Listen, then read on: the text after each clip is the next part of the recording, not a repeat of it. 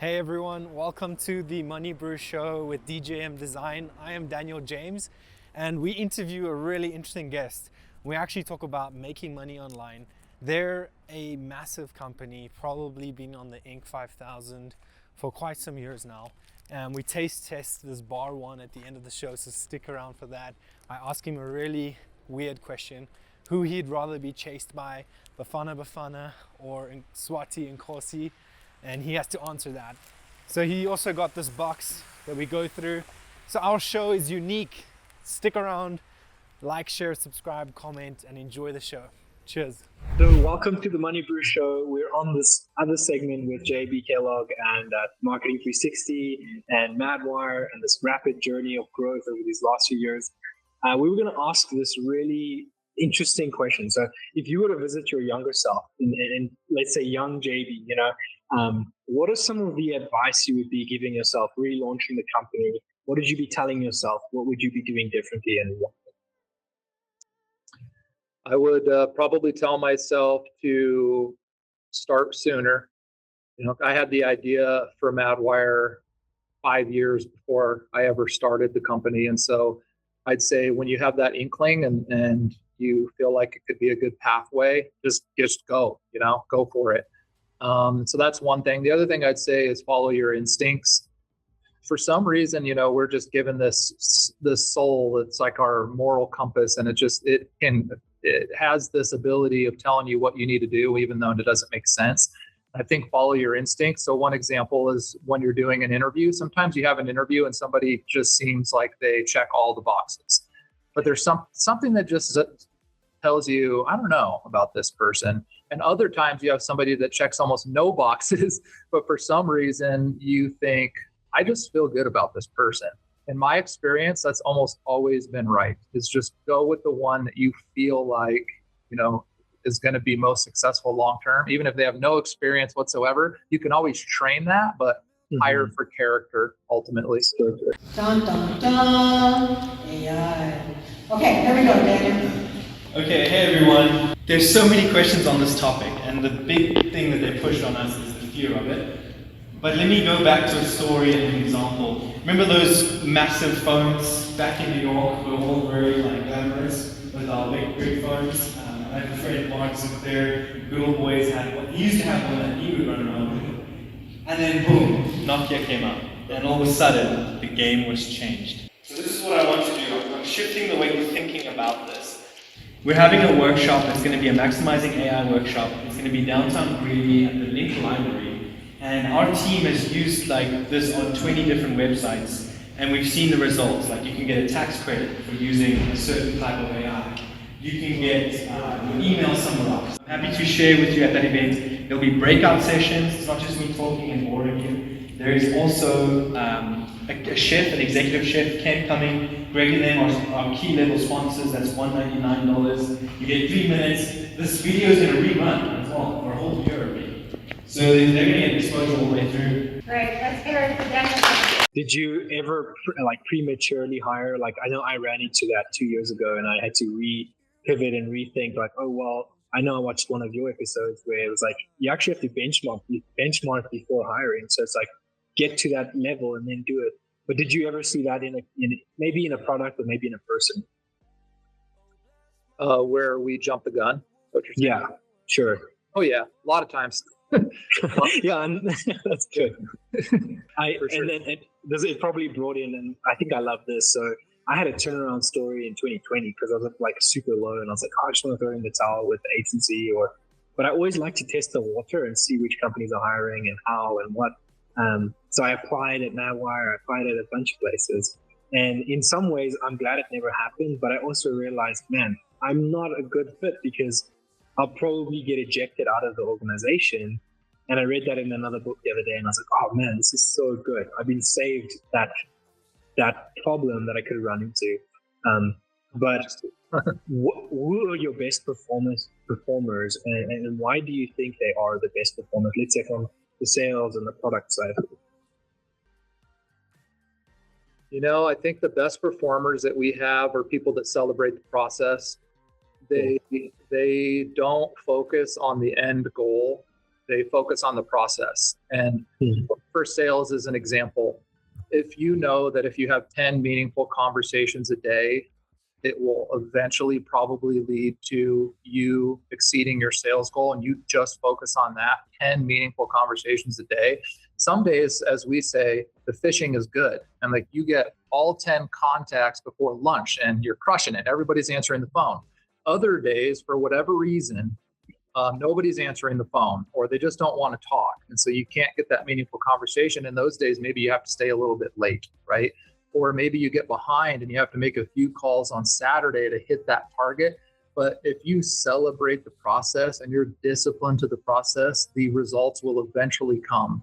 And the people we have here that are disciplined to the process, I think are most consistently, the top performers pretty much year over year. That's amazing. The next taste test is our text bar over here. It should say text on it. The other bars, I felt were... Oh, let me ask you this before we get into it. Do you like nuts? Do you like Snickers? Or do you like wafers? Probably Snickers. Okay, so our South African equivalent is called a bar one. So let's actually grab that one. There's a bar one in here somewhere. There it is. It's like this tiny black and red chocolate bar. Okay, yeah, got it. So they have all these commercials in South Africa, and these guys make the best commercials. It's like our equivalent of the Super Bowl type commercials. Oh, cool. Yeah.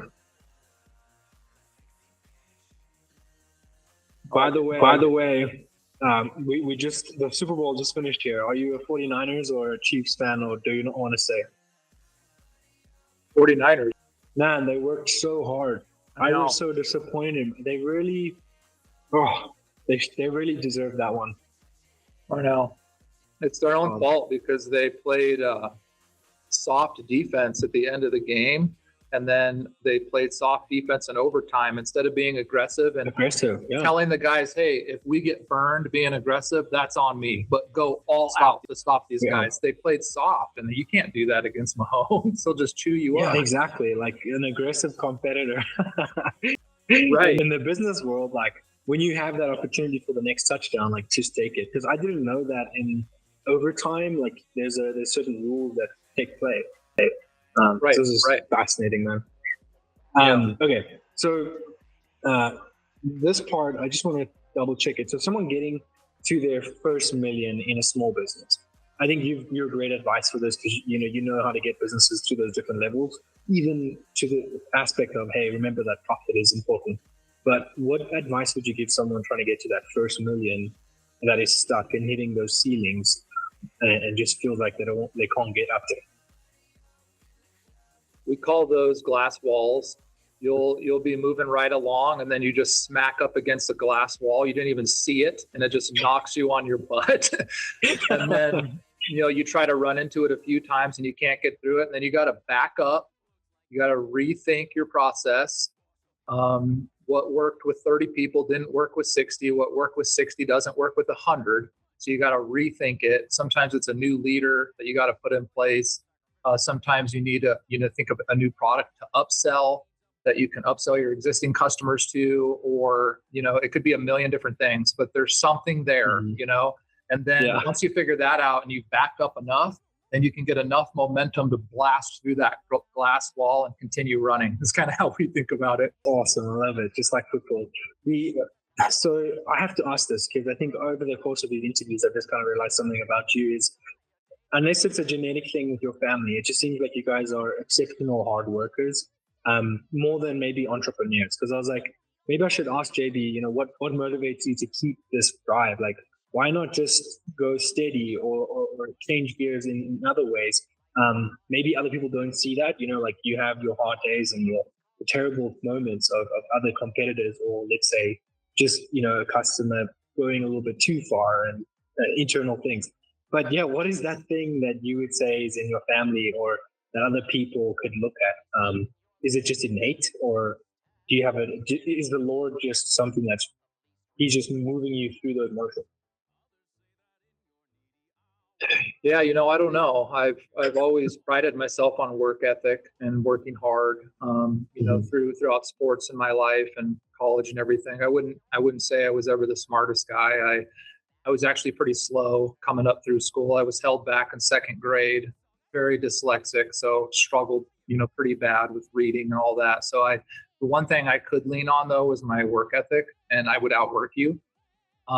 Didn't matter what it was. And I think that just became a habit, and I can't help myself. I can't do anything without doing it to my best ability, and God's obviously critical, because if you don't have God to fall back on, eventually you don't have anything to fall back on. You have to have God there, and he, praying in the morning, and, the brother Lawrence, I don't know if you've read Brother Lawrence, but he worked in the kitchen his whole life, and he made his life his prayer. And he would say, I never stopped praying, because when I went to work in the kitchen, it was everything I did was, I'm doing this for God. I'm working for God. And so I think that mindset is important to have. You're always, how do I glorify God in doing everything that I do? And doing something to half of your ability or cutting a corner is definitely not glorifying God, so do it the best that you can. Okay, to wrap us up, I like to ask a funny South African question. Okay, so this one's sport related, and if you were to be chased by these two options, which of these would you be chased by? Bafana Bafana or Swati Nkosi? I don't know what either of them are. Exactly, it's a trap. So you have to choose one or the other, and one is a little. I'd say the second. So the first one is you'd be chased by a whole football team of South Africa, and the other one in Swati would be you'd be chased by the king of Swati, which may not be bad because you could stir up a conversation once he catches you. Heck yeah, perfect. I think I got that right. Yeah, it's like a country within our country. It's beautiful. You can go and visit, and it's close to the Zulus too, but they built their own country, and there's two of those in South Africa. Very cool. But anyways, good little bucket list. Thanks, guys. The next session is going to happen, so come check that out as well. We'll talk a little bit more about AI and where that's taking business. And yeah, I hope you've been enjoying these sessions. So subscribe, like, comment, and for the algorithm, I have to say this, otherwise it doesn't happen. Okay.